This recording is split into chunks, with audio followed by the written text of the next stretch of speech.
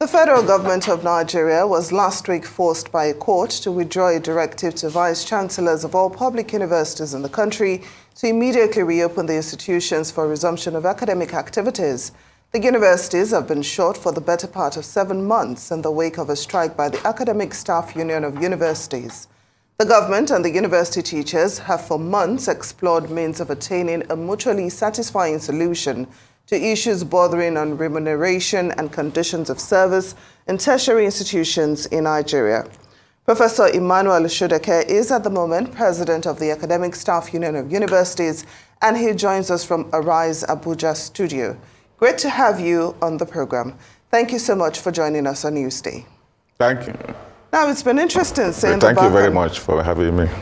Well, it's been very interesting seeing the back and forth between your union and the federal government. They've been trying to force striking lecturers back to the classrooms. They tried to use the courts, then a letter to the VC, which they later retracted.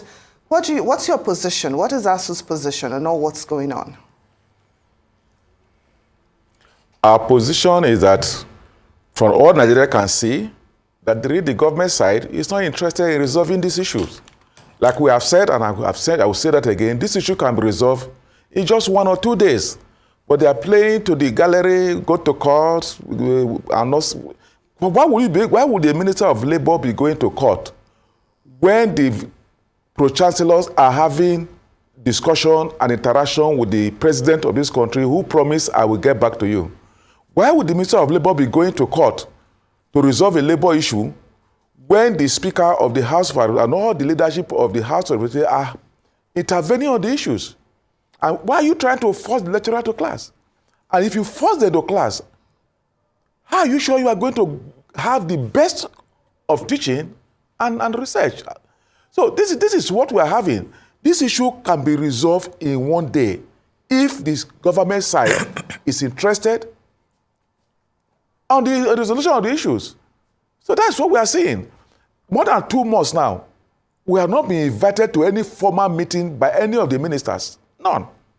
The IPPIS committee completed a project, and they said we rejected it. And you have not invited us for any meeting.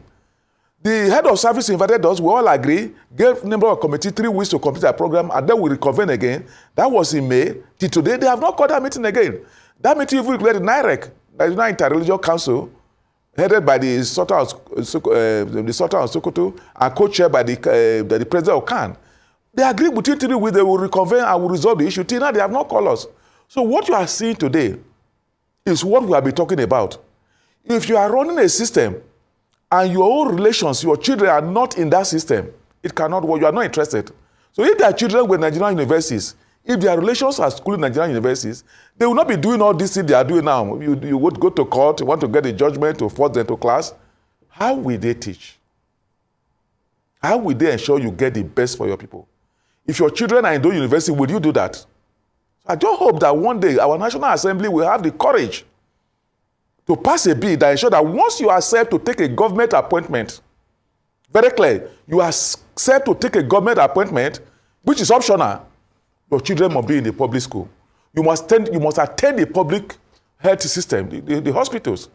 Today, somebody is sick, you have a headache, you run outside the country.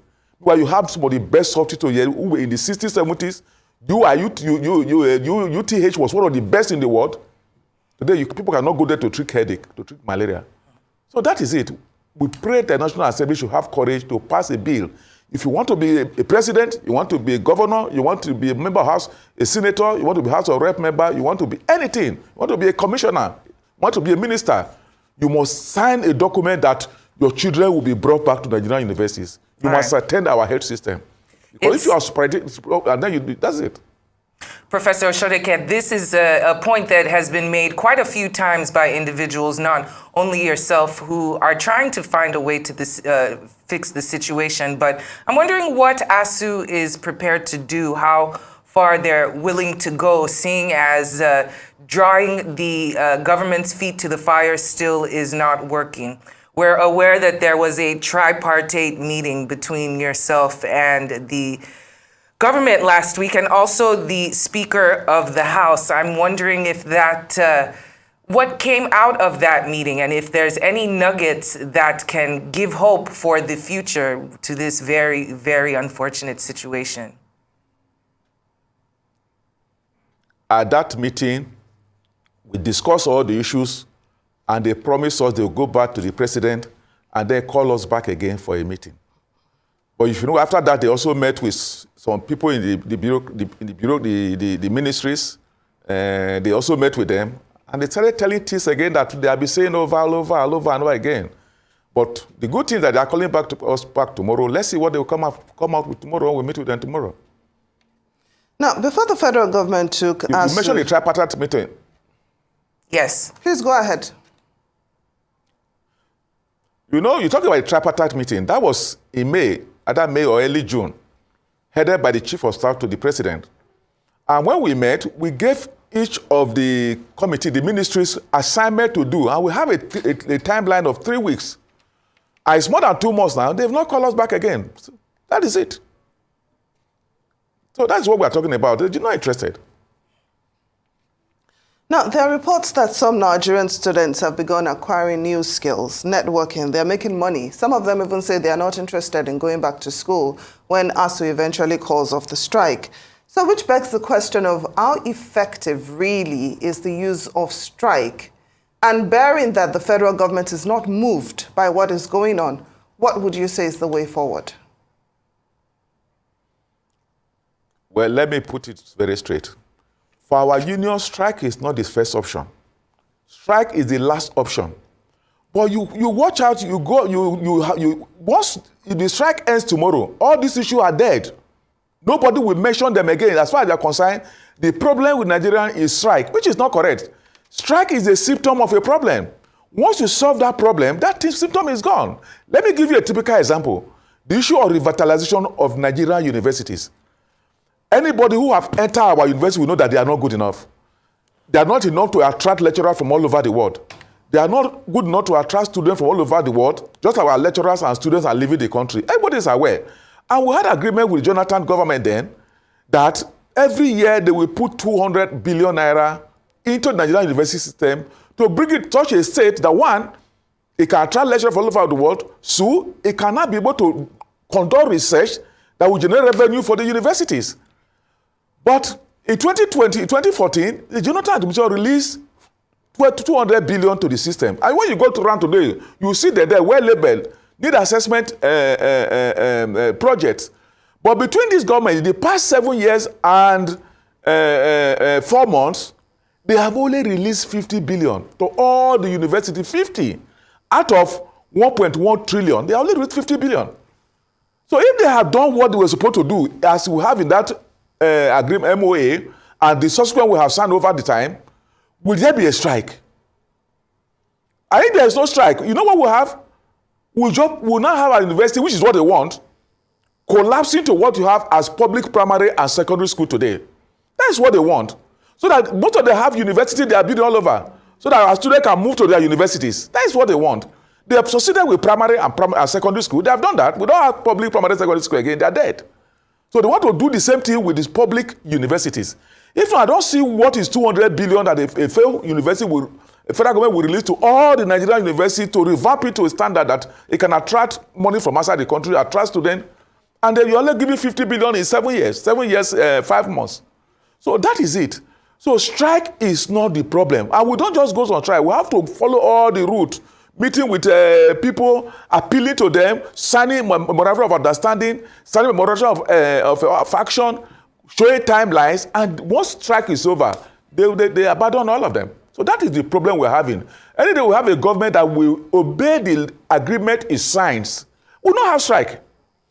And two, when you go to other part of the world, when we started this strike in February, around that period, more than 60 universities in UK went on strike, but they didn't allow to stay for 2 days. They quickly intervened and resolved it. But here we went on strike. Since we started the strike, and now we have met, only the Minister of Labour met with us twice at the beginning, and he just threw it away. Nobody is interested. Professor Oshodeke, you mentioned that obviously with the way things are going, our education system is going to collapse, especially at the highest level. But what would the federal government gain by allowing that to happen? You see, we have conflict of interest. A number of the high-ranking people in the in the political circle have private universities. If the public university works, their own will collapse. Their friends' own will collapse.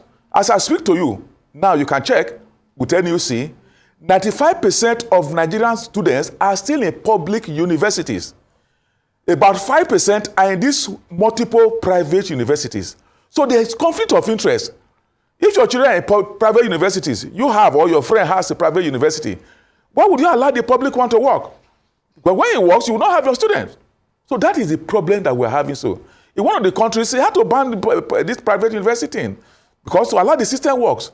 So that's why I keep on saying that, look, if you don't have any interest, nothing at stake. Your children are not there. You take a public fund and fund your children abroad. They are not there. Why would you be struggling why would you be so interested in going to ensure that it is funded? And to compound the issue, one of the issues was, right, you have multiplication of universities. We call it proliferation, constituency project. And you had the National Assembly that day, people saying, our constituency say we must start a university, we must start a polytechnic. Is that what is done all over the world? Without any means of funding it? How? You are not thinking of the lecturers who are going to teach in those universities? So those are the problems we're having. So we want people to be interested in Nigeria. Nigeria is our only country. If you run abroad, you will still come back home. No matter what you do, there is nothing like home. Therefore, we must keep our home in such a way that we ensure that our people will be interested in staying here and not running away. As we speak, so I can assure you, because of what happened, because our people have been interested, you hold a professor's salary for 7 months unpaid, you are happy, you are clapping hands, court, force them back. Go and check at the immigration. A number of our colleagues are already leaving because you can't treat you like a slave. Now, considering the issue of private universities, Professor Oshodeke, considering the issue of private universities, there are reports that some lecturers are also benefiting from the private universities because they act as visiting professors. Some of them also lecture in these universities, and that's one of the problem that ASUU has with the IPPIS, because some lecturers do not want to appear to be receiving salaries from different universities doing the same thing. That is a lie. That is a lie. Let me give it to you. We challenge whoever is raising that in government. How many lecturers have been disciplined? How many have they caught that were teaching in 2 or 3? Let you publish the names. You see, what we have in Nigeria, people like talking. You just talk generalize. If you have found any lecturer who is doing what you are talking about, teaching in 4 or 5 places, publish the list and punish him. There are rules. Every university have a rule. By all the university, the rules say that for me to take any other thing outside my university, I must get the approval of the university. And that's why we are saying every federal government set a visitor panel to go to our university every 5 years. We have to go on strike at half level years before the government set a team to the universities. And as they release the report of that visitor panel to confirm what these people who are in the ministry who are promoting IPPIS are saying. So you don't just go and keep talking, hey, they are doing this. Publish the name of one professor that is doing that, and then you punish the person. You see, that's why people like telling lies, saying sort of things, raising hypes. By our law today, if you commit an infraction, you are punished. Nigeria, we asked IPPIS to publish the list of those lecturers who are teaching in so many places against the rule, the law of that universities, and let the system punish them. But you know what they are doing? It's just to promote IPPIS. You remember recently, one of the government officers said 54 people, illegal names were enrolled in IPPIS. Illegal. So it's not correct. But by the university rule, every lecturer is entitled to visiting. But by NUC rule, not more than one university. You know the idea? University A has a very senior person, maybe in medicine, and the person retires or leaves, supervising 4, 5, 6 PhD students. And nobody to take care of them. You can go to another university to hire somebody in that area to come there on visiting. He comes once in a while to teach those courses that person teaches and supervise those people. It's done all over the world. So it's not, when you see, a university is different from public service. But you have people in public service now trying to come and interfere in the universities. Check every university. There is sabbatical all over the world. There is visiting all over the world. There is contract staff all over the world. This is why we are saying IP cannot capture this, and you are having the crisis. You can check. IPPIS. So that is the problem we are having. You just generalize issue. If there is anyone you have seen, publish the name, let Nigeria see the name of people who you are talking about that IPPIS has captured, and you follow the through disciplinary process. All right, Professor Oshodeke, what is the way forward now, especially with ASUU? We are very open. If government want to solve the problem today for the interest of Nigerian children, the children of Nigeria who are on the street, who earn 30,000, 40, 50,000 naira a month as salary, who cannot afford to send their children to private school where they pay 3 million, 5 million a year in Nigeria. If you want to, for interest, the government should come to us with open heart, with open mind that we want to solve this problem once and for all, that Jonathan did in 2014. Let us solve this problem. Let these children go back to school. But when you force when you say you must force these people back to go back to school, I've asked the question. I think I asked the question last week. How will they teach with their open mind? How will they teach being hungry? How will they transport themselves to work? How would they pay? It's so sad. So if government want to solve the problem, we can solve it tomorrow if they have the interest of Nigeria at heart. We are talking about our country. Any country who downplays its education is creating room for catastrophe, and that's where we are going. Very sad situation indeed. We do hope that a solution is brought forward concerning this crisis as soon as possible. Professor Emmanuel Oshodeke, ASUU President, thank you so much for joining us on Newsday.